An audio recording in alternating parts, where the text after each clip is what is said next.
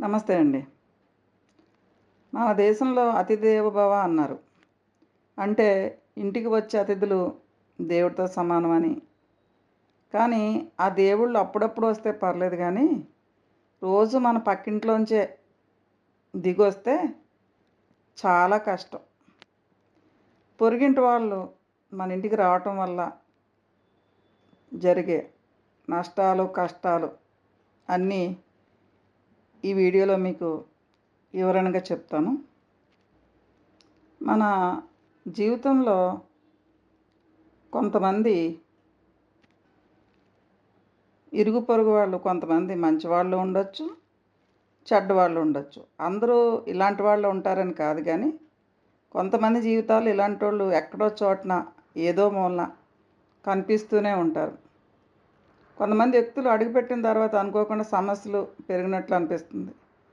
ముఖ్యంగా కొందరు ఇరుగు పొరుగు వాళ్ళు తరచూ ఇంటికి రావటం, ప్రతి విషయాన్ని గమనించటం, వ్యక్తిగత విషయాల్లో జోక్యం చేసుకోవటం వల్ల మనశ్శాంతిని దెబ్బతినే పరిస్థితులు ఏర్పడవచ్చు.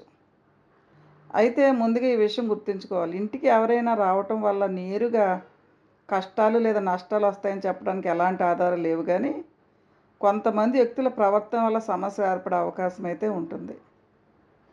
ఇంటి విషయాలను బయటకు చెప్పటం, కుటుంబ సభ్యుల మధ్య అపోహలు సృష్టించటం, అవసరం లేని పోలికలు చేయటం, అసూయతో మాట్లాడటం, ఆర్థిక విషయాలు తెలుసుకోవటానికి ప్రయత్నించడం వంటి చర్యలు కుటుంబంలో ఒత్తిడిని పెంచుతాయి.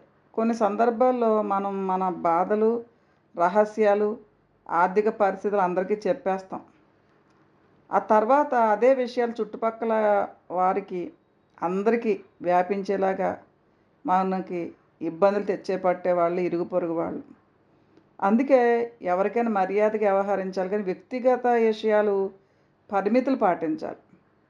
ఇంట్లో శాంతి ఉండాలంటే కుటుంబ విషయాలు బయటకు ఎక్కువగా చెప్పొద్దు. ఆర్థిక వివరాలు అందరితో పంచుకోవద్దు. అనవసరమైన చర్చలకు దూరంగా ఉండండి. ఎవరి మాటల వల్ల కుటుంబ సభ్యులపైన అనుమానం పెంచుకోవద్దు. ఇంట్లో సానుకూల వాతావరణం పెంచండి. చాలాసార్లు మన కష్టాల కారణం ఇతరులకు కాదు, మన నిర్ణయాలు, పరిస్థితులు లేదా అపార్థాలు కావచ్చు. అందుకే ప్రతి విషయాన్ని ప్రశాంతంగా ఆలోచించి నిర్ణయం తీసుకోవటం మంచిది. ఇరుగు పొరుగు వాళ్ళతో మంచి సంబంధాలు ఉండాలి. అయితే మన కుటుంబ గోప్యతను కాపాడుకోవటం కూడా అంతే ముఖ్యమైనది. మర్యాదగా ఉండండి కానీ మీ జీవితానికి అవసరమైన హద్దులను మాత్రం ఎప్పుడూ మరవద్దు. ఇరుగు పొరుగు వాళ్ళు తెచ్చే కష్టాలు, నష్టాలు, బాధలు మనిషిని రోజంతా బయట కష్టపడి ఎన్నో అవమానాలు భరించి అలసిపోయి ఇంటికి ఎందుకు వస్తారు? నాలుగు గోడల మధ్య తన వాళ్ళతో ప్రశాంతంగా ఉండటానికి. ఇల్లే కదా అన్నిటికన్నా సురక్షితమైన ప్లేసు. కానీ ఆ ఇల్లే రణరంగంలా మారిపోతే, ఆ ప్రశాంతతను పక్కింటి వాళ్ళు ముక్కలు ముక్కలు చేస్తే ఆ బాధ వర్ణాతీతం. పూర్వం రోజుల్లో ఇరుగు పొరుగు అంటే ఒక కుటుంబంలో ఉండేవారు, ఒకరికొకరు సహాయం చేసుకునేవారు. కానీ ఈ రోజుల్లో పక్కింటి వాళ్ళంటే మన సంతోషాన్ని చూసి పారవలేని వాళ్ళు, మన ఇంట్లో ఎప్పుడు గొడవలు అవుతాయని తలుపులు వెనక చెవులు విక్కించి మరీ వినేవాళ్ళు ఎక్కువే ఉన్నారు. పొరుగువాడు మంచోడైతే ఇల్లు వైకుంఠం అవుతుంది. కానీ పొరుగువాళ్ళు కుళ్ళు బుద్ధి గల వాళ్ళైతే ఆ ఇల్లే నరకమవుతుంది. మన ఇంట్లో మనము ఎలా ఉండాలో కూడా పక్కింటి వాళ్ళే డిసైడ్ చేసే పరిస్థితి వచ్చింది. నిరంతరం నిఘా సీసీటీ కెమెరాల మధ్య కన్నా ఘోరం. మనకి సీసీ కెమెరాలు అయితే అవసరమా? లేదు. ఎందుకంటే సీసీ కెమెరాల కన్నా పవర్ఫుల్గా పనిచేసే వాళ్ళు ఇరుగు పొరుగు వాళ్ళే. మనం ఎప్పుడు నిద్రపోతాం, ఎప్పుడు లేస్తాం, ఎప్పుడు బయటికి వెళ్తాం, మార్కెట్ నుండి ఏం తెచ్చుకుంటున్నాం, మన ఇంటికి ఎవరు వస్తున్నారు, ఇలా ప్రతి ఒక్కటి వాళ్ళ కళ్ళ ముందే జరగాలి. గేటు శబ్దం వినపడటమే ఆలస్యం. పక్కింటి కిటికీలు, తలుపులు తెరుచుకుంటాయి. ఒక మనిషి తన సొంత ఇంట్లో కూడా స్వేచ్ఛగా ఊపిరి పీల్చుకునేంత భయంకరమైన నిఘా పెడతారు. సరిహద్దు గొడవలు. ఇల్లు అతుక్కుని ఉండటం వల్ల కొన్ని చోట్ల వచ్చే కష్టాలు అన్నీ ఇన్ని కావు. వాళ్ళ ఇంటి చెత్త మన ఇంటి వాకిట్లో ఊడ్చడం, మన ముందే వాళ్ళ బైకు, కారు అడ్డంగా పెట్టడం, మన గోడ వైపు వాళ్ళ నీళ్లు పడేలా చేయటం, ఇలాంటి చిన్న చిన్న విషయాల కోసం ప్రతిరోజు యుద్ధం చేయాల్సి వస్తుంది. అడగలేక చెబితే గొడవ అవుతుందేమోనని లోపల లోపల కుమ్ములిపోతూ బతకడం ఎంత పెద్ద కష్టం అనుభవించే వాళ్ళకే తెలుసు. ఇరుగు పొరుగు వాళ్ళు వల్ల వచ్చే అతిపెద్ద నష్టం ఆర్థిక నష్టం కంటే మానసిక నష్టం చాలా ఎక్కువ. వీళ్ళు మన ఇంటికి వచ్చి కూర్చుని మాట్లాడే ప్రతి మాటల్లోనూ ఒక విషయం ఉంటుంది. మన పిల్లల చదువుల గురించి, మన ఉద్యోగాల గురించి, మన సంపాదన గురించి అడుగుతారు. మనకంటే వాళ్ళు ఎంత గొప్పగా ఉన్నారో చూపిస్తూ మనల్ని తక్కువగా చేసి మాట్లాడతారు.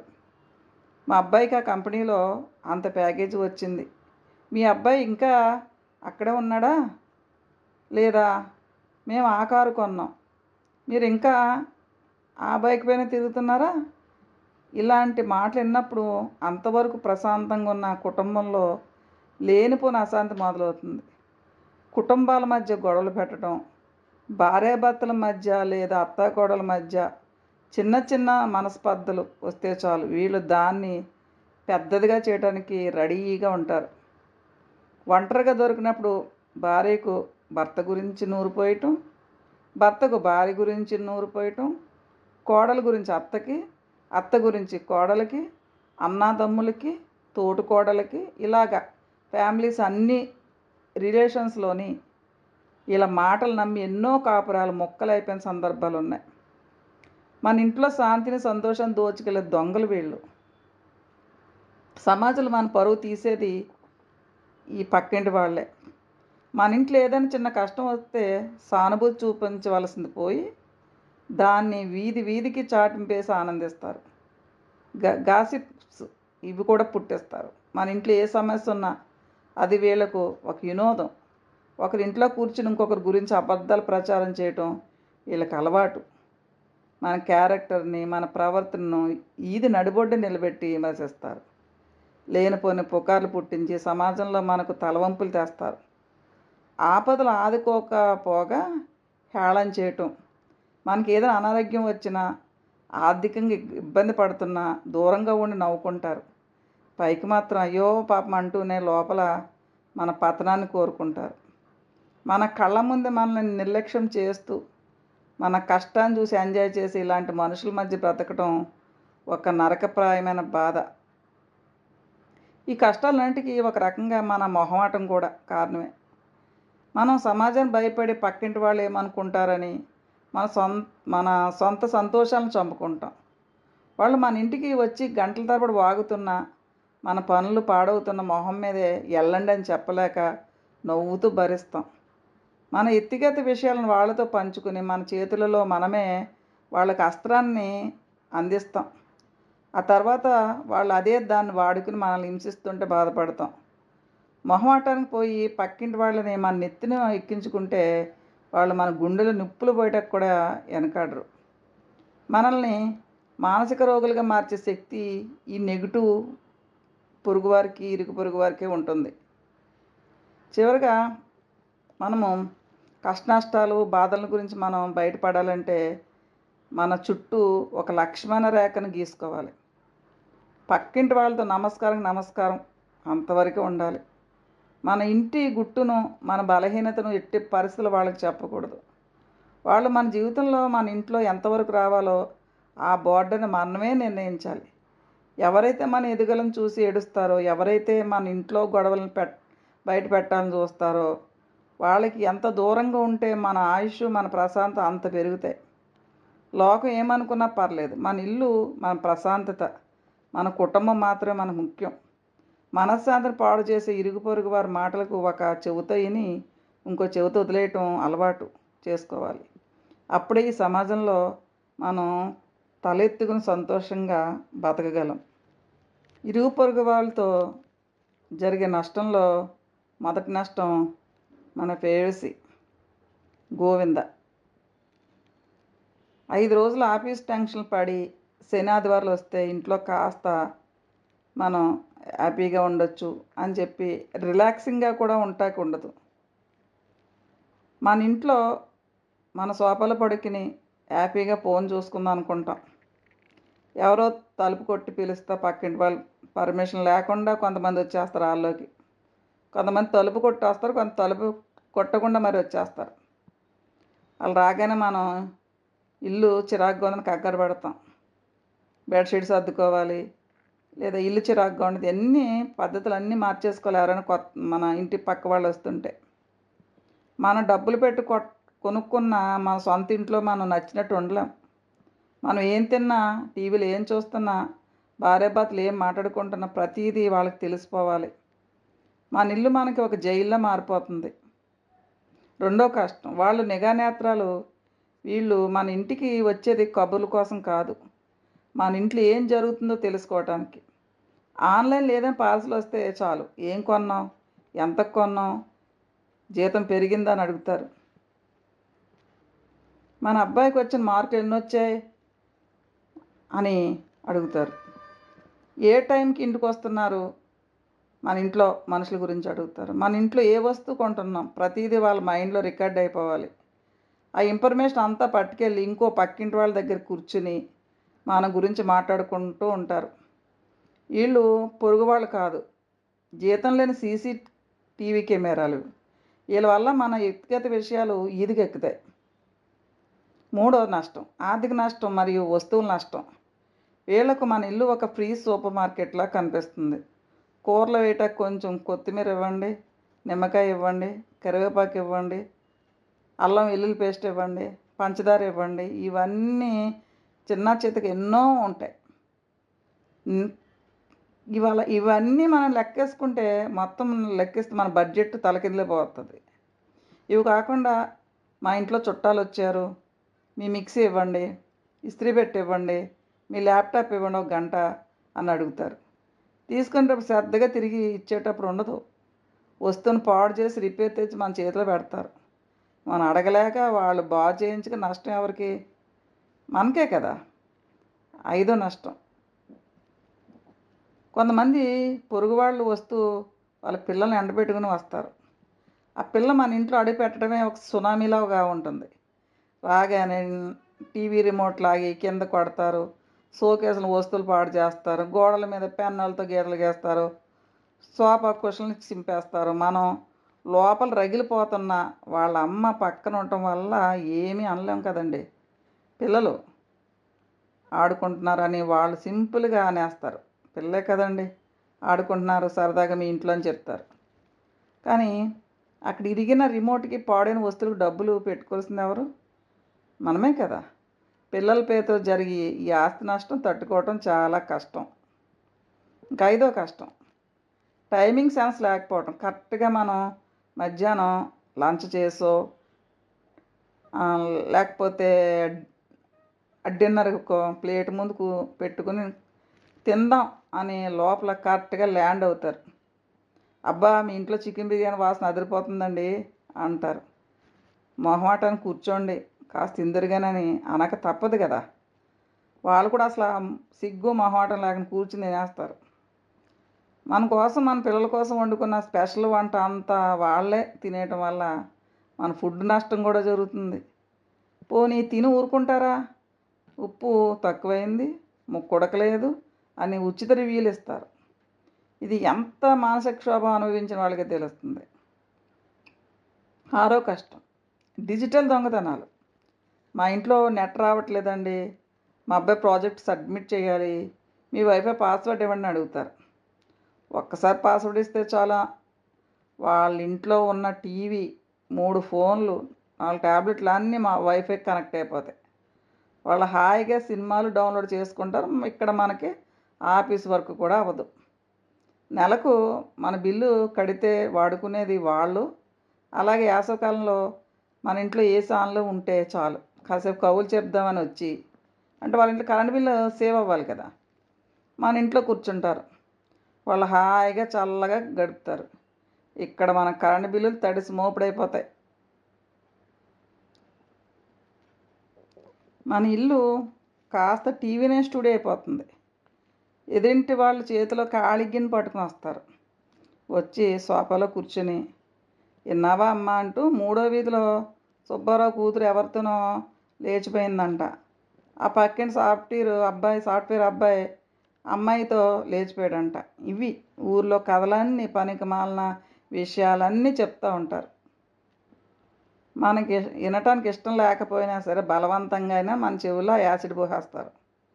పోనీ అంతటితో ఆగుతారా? మన ఇంట్లోంచి వెళ్ళాక ఇంకో ఇంటికి వెళ్ళి మన గురించి గాసిప్ చెప్తారు. ఇన్ఫర్మేషన్ కలెక్ట్ చేయడానికి మన ఇంటికి వస్తారనమాట. వచ్చేటప్పుడు ఖాళీ చేతులతో వస్తారు. వెళ్ళేటప్పుడు మన వస్తువులు ఏదో ఒకటి పట్టుకెళ్ళకుండా మట్టుకైతే ఉండరు. అర్జెంటుగా కూరలో కారం వేయాలి, కాస్త కొత్తిమీర ఇవ్వండాను, కొంచెం కారం ఇవ్వండాను, ఉల్లిపాయ ఇవ్వండాను, ఇలాగ ఒకటి కాదు. ఇంట్లో చుట్టాలు వచ్చారు, మీ ఇంట్లో మిక్సీ జార్ ఇవ్వండి, మా అబ్బాయి ప్రాజెక్ట్ ఉంది, ల్యాప్టాప్ ఒక గంట ఇవ్వండి, తీసుకునేటప్పుడు ఉన్న స్పీడు తిరిగి ఇచ్చేటప్పుడు ఉండదు. మనం అడిగితే అయ్యో మీదే కదని వాడుకున్నామని రివర్స్ డైలాగులు చెప్తారు. మన డబ్బులతో కొన్ని వస్తువులకి వాళ్ళు వానలు అయిపోతారు. మొదటగా రోజువారీ కష్టాల గురించి మాట్లాడుకుందాం. లక్షలు కోట్లు ఖర్చు పెట్టి ఇల్లు కట్టుకునేది ఎందుకు? బయట ప్రపంచంలో గొడవలు భరించలేకేగా.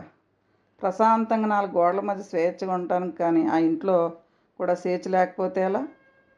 మానవ సీసీటీవీ కెమెరాలు, మార్కెట్లో దొరికే ఎలక్ట్రానిక్ సీసీటీవీ కెమెరాలైన అప్పుడప్పుడు పనిచేయటం ఆగిపోతాయేమో కానీ ఈ పక్కింటి వాళ్ళు కళ్ళు మాత్రం 24 అవర్స్ రికార్డింగ్ మోడ్లోనే ఉంటాయి. మన ఇంటికి కొద్దిగా శబ్దం వస్తే చాలు ఆ పక్కింటి కిటికీ తెరుచుకుంటుంది. తలుపుల సందుల్లోంచి ఒక కొన్ను బయటకు వచ్చేస్తుంది. మనం ఏం తెస్తున్నాం, మన ఇంటికి ఏ బంధువు వచ్చారు, మన మన ఇంట్లో నగలు ఎన్ని ఉన్నాయి, మన ఇంట్లో చీరలు ఎన్ని ఉన్నాయి, మనకు ఆస్తులు ఎంత ఉన్నాయి, మనకు నష్టాల్లో ఉన్నామా కష్టాల్లో ఉన్నామా, మన బంధువులతో మనకు గొడవలు అయ్యాయా, ప్రతీదీ ఏ టు జెడ్ అన్ని ఇన్ఫర్మేషన్లో సేకరించేసి ఈ ఇన్ఫర్మేషన్ తెల్లారేసరికి అంతా మన ఊరు వ్యాపించేసేలా మాట్లాడతారు ఈ ఇరుగు పొరుగు వాళ్ళు. మన ఇల్లు మన ప్రశాంతత కోసం అనుకుంటే వాళ్ళకి మాత్రం అది ఒక ఇన్వెస్టిగేషన్ బ్యూరోలాగా కనిపిస్తుంది. గేట్ తీసి లోపల రావటం ఆలస్యం, కళ్ళు ఇల్లంతా తిరిగేస్తాయి. సోఫా కవర్లు కొత్తవేనా పాతవా, టీవీ ఏ సైజు కొన్నారు, ఫ్రిడ్జ్ ఎంత ఉంది, ఇంట్లో ఏం వండారు, ఒకటేంటి వాళ్ళ కళ్ళే ఒక స్కానింగ్ మిషన్. అలాగే ఒకరు వస్తారు, వచ్చి కూర్చుని మనల్ని పొగడరు సరే కదా, లేనిపోని పోలుగులు పెట్టి మన ప్రశాంతత నష్టం చేస్తారు. ఏమ్మా మీ అబ్బాయి జీతం ఎంత? 30,000ఏనా? అయ్యో మా దూరపు చుట్టాల అబ్బాయికి 30 ఏళ్ళకే 3 లక్షల జీతం తెలుసా అని మొదలు పెడతారు. వాళ్ళ మాటలు విన్నాక అంతవరకు హ్యాపీగా ఉన్న మనకి మన ఉద్యోగం చిన్నదిగా, మన బతుకు వేస్ట్లాగా అనిపిస్తుంది అన్నమాట. పోనీ పిల్లల చదువుల విషయమా, నీ కూతురికి 9 పాయింట్లు వచ్చాయా? పర్లేదులేమ్మా, పక్కింటి శృతికి 10కి 10 వచ్చాయి అంటారు. వీళ్ళు వచ్చి వెళ్ళిన ప్రతిసారి ఏదో ఒకటి మార్కుల గురించి, సాలరీస్ గురించి, మన ఆదాయాల గురించి ఏదో ఒకటి కౌంటర్ వేయకుండా అయితే ఉండరు. భార్యాభర్తల మధ్య పిల్లల మధ్య గొడవలు అయితే పెడతారు. వీళ్ళు తెచ్చే నష్టం డబ్బు రూపంలో ఉండదు, మన ఇంట్లో ప్రశాంతం దోచేసే రూపంలో ఉంటుంది. కొంతమంది డబ్బు రూపంలో ఉంటుంది. ఇలాగ ఇరుగు పొరుగు వాళ్ళు ఫ్రెండ్షిప్ చేసి డబ్బులు అప్పు తీసుకుని తర్వాత తనకు కోర్టులకి వెళ్ళిపోయినా డబ్బు రాదు. అలాంటివి కూడా జరుగుతాయి ఇరుగు పొరుగు వాళ్ళతో. ఇంకొంతమంది వచ్చే బాధలు చెప్తారమ్మా. మన ఇంట్లో ఏం జరుగుతుందో తెలుసుకోవాలని ఒక కుతూహలం వాళ్ళకి. రాత్రిపూట భార్యాభర్తలు కాస్త గట్టిగా మాట్లాడుకుంటే చాలు, పొద్దున్నే కాఫీ కప్పు పట్టుకుని వచ్చేస్తారు. ఏమ్మా రాత్రి మీ ఇంట్లో ఏదో గొడవ జరిగినట్టుంది, ఆయన గట్టిగా అరిచారు అంటూ సానుభూతి నటిస్తూనే ఇంట్లోని గుట్టంతా లాగేస్తారు. నేను చూస్తే మా కూతురులా ఉన్నావమ్మా, మా చెల్లెల్లా ఉన్నావమ్మా, మా మరదల్లా ఉన్నావమ్మా, మా పిన్నిలా ఉన్నావమ్మా, మా ఆడబడుచులా ఉన్నావమ్మా అని ఇలాగా కంపేరింగ్ చేసి ఎంతో ప్రేమ, అంటే మనము మన కన్న తల్లి తండ్రులు చూపించే ప్రేమ కన్నా భయంకరమైన మాయాజాలం లాంటి మాటలు దింపేస్తే నిజంగానే మన ఇంట్లో వాళ్ళకి వాళ్ళే దేవతలు కనిపించి మన ఇంట్లో గుట్టు మొట్టు మా అత్త ఇలా అంది, మా కోడలు ఇలా అంది, మా హస్బెండ్ ఇలా అంట, మా పిల్లలు అన్నారు, ప్రతి ఇదంతా ఏదైతే గుట్టుగా ఉంటుందో ఆ గుట్టు అంతా వీళ్ళ దగ్గర చెప్పేస్తారు. ఈ గుట్టు కోసం ఇలా కష్టపడి వచ్చేది. ఎప్పుడైతే ఎంతలాది మళ్ళా 4 ఇళ్ళకెళ్ళి ఇవి చెప్తా ఉంటారు. నేను ఇలాంటి వాళ్ళని చూశాను నేను పర్సనల్‌గా. మన దగ్గర కూర్చొని మన ఇంట్లో ఇన్ఫర్మేషన్ అంతా లాగేసి మళ్ళీ పక్కింట్లోకెళ్ళి అక్కడ ఇన్ఫర్మేషను ఇలా ఒకళ్ళింట్లో ఒకళ్ళు ఇన్ఫర్మేషన్ అంటే వీళ్ళ జీవితాలు అంతకన్నా భయంకరమైన దుర్భరమైన సంఘటనలు ఉన్నప్పటికీ కూడా వాళ్ళకి అనవసరం. పక్కింటిలో జరిగేదే వీళ్ళకి ఇంపార్టెంటు. తర్వాత మనం ఏదైనా ఒక కొత్త వస్తువు కొనుక్కుంటే, అబ్బో! అంత అవసరమా ఇప్పుడు? ఉందంతా సర్దుకోవచ్చు కదమ్మా! అప్పులు చేసి కొన్నారా? అని నోరు పారేసుకుంటారు. మనం సమాధానం చెప్పలేక మొహమాటానికి నవ్వి ఊరుకుంటే, అది మన బలహీనత అనుకుని మరిన్ని సలహాలు ఇస్తారు. నోరు మూసుకొని ఉండలేం. పోనీ మొహం మీదే పొమ్మనలేం. మధ్య తరగతి వాళ్ళకి ఇదొక నరకం. ఇంకో రకం ఉంటారు. వీళ్ళు ఉచిత సలహాలు, వీరశిఖామణులు. నువ్వు కూరల్లో ఉప్పు ఎక్కువ వేస్తున్నావు. నీ చీర కలర్ నీకు అస్సలు సెట్ కాదు. మీ అని ఇలాంటి మాటలతో నీ ముగ్గు సరిగ్గా లేదు. లేకపోతే ఒకటని కాదు. ఇలా చాలా చాలా ఏదో ఒకటి విమర్శిస్తూనే ఉంటారు ఇంకొంతమంది. ఇలా ప్రతి చిన్న విషయంలో ఏలెత్తి చూపిస్తారు. అన్నిటికన్నా పెద్ద బాధ ఏంటో తెలుసా? మన ఇంట్లో కూర్చుని ఎదురింటి వాళ్ళ గురించి అడ్డమైన గ్యాసిప్స్ మాట్లాడతారు. ఆ ఎదురింటి అమ్మాయి ఎవరితోనో ఫోనో మాట్లాడుతుంది. ఆ పక్కింటి ఆయన రాత్రి ఆలస్యంగా వస్తున్నాడంటూ లోకల్ న్యూస్ ఛానల్ లాగా వాగుతూ ఉంటారు. మనం వినకపోయినా బలవంతంగా మన చెవుల్లో ఆ చెత్త అంతా పోస్తారు.